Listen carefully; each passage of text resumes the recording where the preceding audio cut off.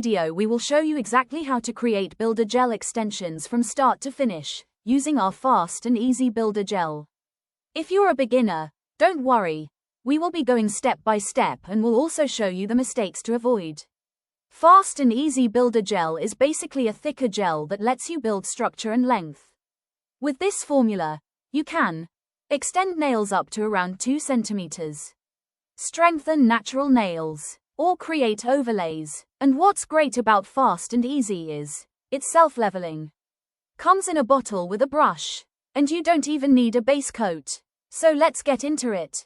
Step 1. Prep.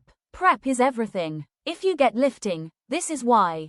Don't skip this step as you will get lifting within days. 1. Push back cuticles. 2. Remove dead skin from nail plate.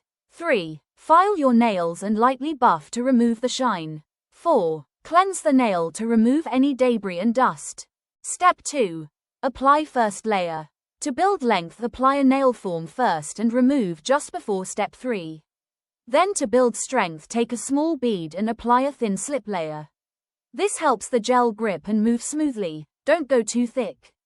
Cure for 60 seconds. Step 3. Building the apex. This is the most important step.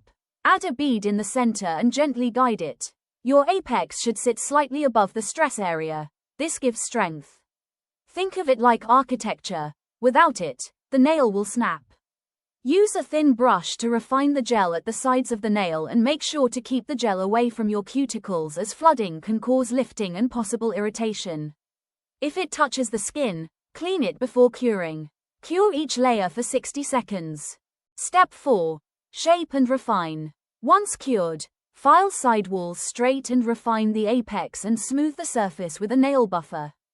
Step 5. Finish. Apply top coat and cure for 60 seconds. And that's it.